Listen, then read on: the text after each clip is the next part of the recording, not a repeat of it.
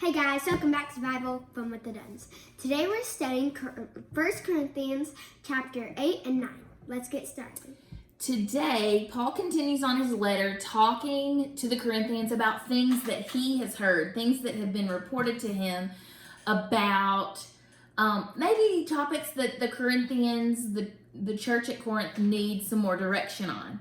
Something that was going on was some people were eating food that had been offered to idols.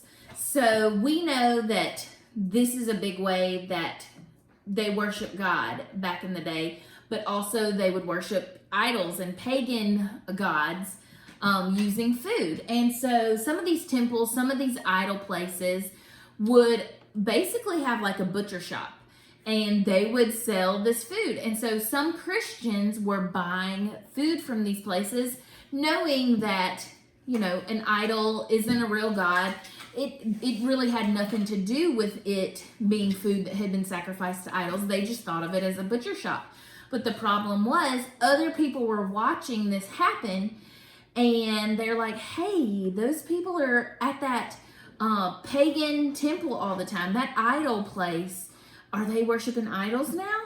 And it was throwing people off. And so Paul, in this letter in chapter 8 and 9, he addresses this. He says, this is an issue. Yes, we as Christians know that it's okay to eat whatever. We have that freedom to do that. But if it's making other people get confused about who we're following, if we're following Christ, if we're following idols, if it's making people confused, if it's making them question who we worship, then let's not even do that at all. Let's run from anything that looks like evil, even if it isn't, even if you know it's not. If it's going to make someone else be confused or stumble and mess up as they follow God, then let's go to the right place to buy our meat.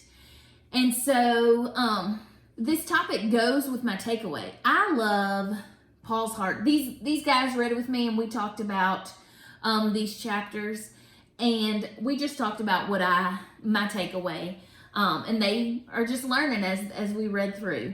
But what I loved was that we get to see Paul's heart for others in these chapters. In chapter 9, Paul talks about how we have all kinds of rights. We have the ability and the okay to do lots and lots of things in life. But what Paul is saying is that he would never want anything that he does to get in the way of him being able to share Christ with others. That is his goal. He knows God created him for that, which is a pretty cool testimony for someone who came from his background. But nothing is more important than him sharing Christ with others. Nothing is more important than their salvation. And if anything that Paul doesn't help others come to know Christ, what he's saying is he's willing to give it up. This is what love looks like, friends. Paul loves God, and he loves others so well that he's willing to put all of them before himself. He's willing to go without anything that may keep anyone from knowing and loving God. He says, I have the right to eat and drink whatever, but he would never eat meat again if that meant that just one more person would come to know Christ. I love that heart. I love that love that he has for others. He's willing to give up things for himself so that others can know Christ.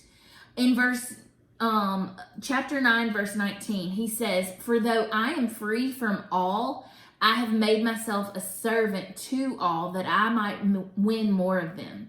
And it also reminds me, a few chapters back we read, it was chapter 6, verse 12. He says, all things are lawful for me, but not all things are helpful.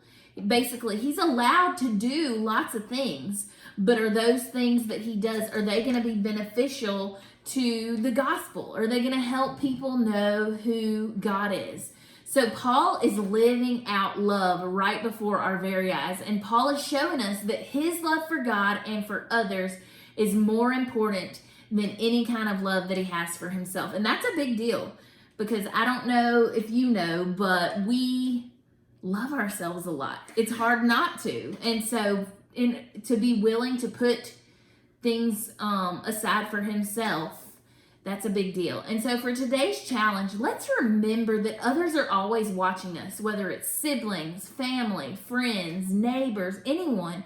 People are watching how we love and follow God as Christians. So let's pray and let's ask God to grow our love for Him and our love for others so much that we would be able to be like Paul, and we would be able to be willing to go without anything if it would help the people around us to come to know God.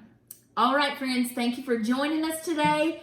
Keep on keeping on through 1 Corinthians. There's good stuff here. It can be difficult, but there's good stuff, and we've had good discussion.